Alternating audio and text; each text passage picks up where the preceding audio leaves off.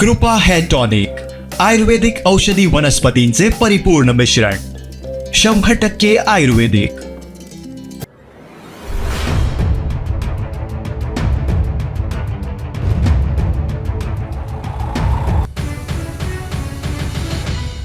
संदेशभाई पारकर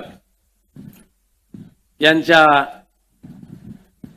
या प्रचाराच्या निमित्ताने उपस्थित असलेले आपले पक्षप्रमुख आदरणीय उद्धवजी ठाकरे साहेब, उपस्थित मंचावरील सर्व सन्माननीय अतिथीगण, सन्माननीय पत्रकार आणि महाविकास आघाडीचे कार्यकर्ते बंधू भगिनींनो, संदेशभाई पारकर यांचा विधानसभेतील मार्ग सुकर करण्यासाठी आज आपण एवढ्या मोठ्या संख्येने तुलसी विवाह समारंभ असताना सुद्धा उपस्थित राहिलात, त्याबद्दल सर्वप्रथम तुम्हाला मी मनापासून आभार मानतो सर्वांचे।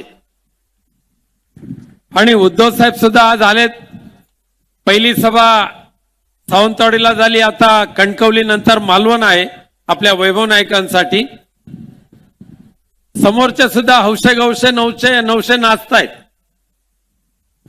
आज खास करून साहेब आपल्याला आठवण करून देतो, इथे उपरकर जिजू उपरकर बसलेले आहेत।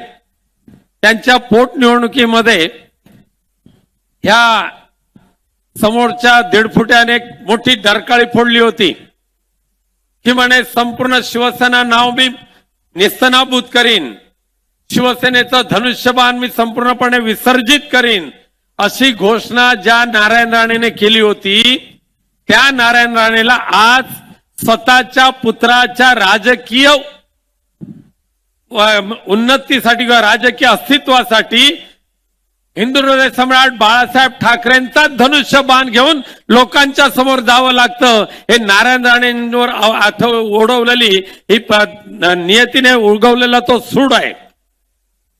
शिवसेनेचा धनुष्यबाण संपवणारी अवलाद निवडून जन्माला येऊ शकत नाही, आणि त्याचबरोबर उद्धवजींचा मार्ग रोखणारे अवलाद सुद्धा या सिंधुदुर्ग जिल्ह्यामध्ये नव्हे तर अख्ख्या देशामध्ये जन्माला येऊ शकत नाही।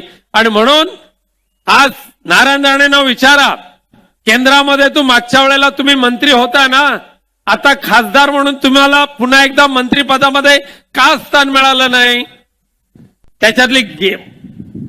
त्याच्यातली मेक अशी आहे की नारायण राणे ज्या वेळेला MSMEचे मंत्री होते केंद्रामध्ये, नरेंद्र मोदी साहेबांनी सर्वसामान्य लोकांच्या हितासाठी एक ग्रामीण भागातला माणूस म्हणून त्याच्याकडे हे मंत्रिपद दिलं।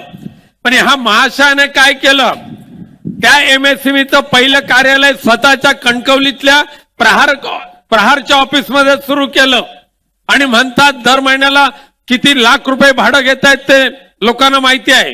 पण त्याही पुढे जाऊन सांगतो, दिल्लीतल्या एका प्रतिष्ठित उद्योगपतींनी माननीय पंतप्रधान नरेंद्र मोदी साहेबांना 14 डिसेंबर 2022 रोजी बरोबर दुपारी 1:45 वाजता एक मेल केला, आणि त्या मेलमध्ये त्यांनी लिहिलं की ज्या अशा अपेक्षेने तुम्ही MSME ही नारायण राणेंकडे दिली होती, त्या नारायण राणेंचं कार्यालय म्हणजे टक्केवारी घेणाऱ्या दलालांचं कार्यालय झालेलं आहे।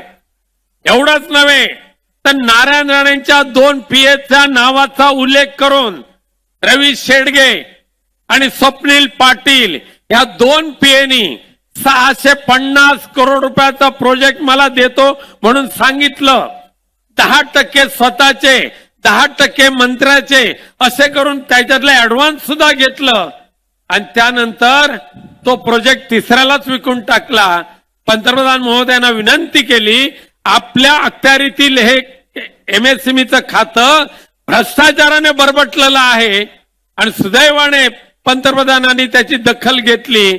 माहितीनंतर असं कळतंय की किमान 3,500 कोटीचा घोटाळा MSMEच्या खात्यामध्ये नारायण राणेंच्या कारकिर्दीत झाल्याचं उघड झालंय। म्हणून नरेंद्र मोदींनी यांना पुन्हा मंत्रिमंडळाचं कधी स्थानच दिलं नाही। आता एक झील हय आणि एक झील थय, दोघे आपटणारच। त्यांना तुम्ही आपटायला तयार झालेला असाल ही माझी खात्री असल्यामुळे मी संदेशला शुभेच्छा देतो आणि उद्धव साहेब आपल्याशी आता संबोधित करणार असल्यामुळे मी माझ्या भाषणाला विराम देतो. आमचे दिवसभरातले सर्व अपडेट्स, ताज्या घडामोडी आणि थेट लाईव्ह पाहण्यासाठी सबस्क्राईब करा, लाईक करा कोकणचं नंबर 1 महा चॅनल कोकण 7 लाईव्हचं YouTube चॅनल.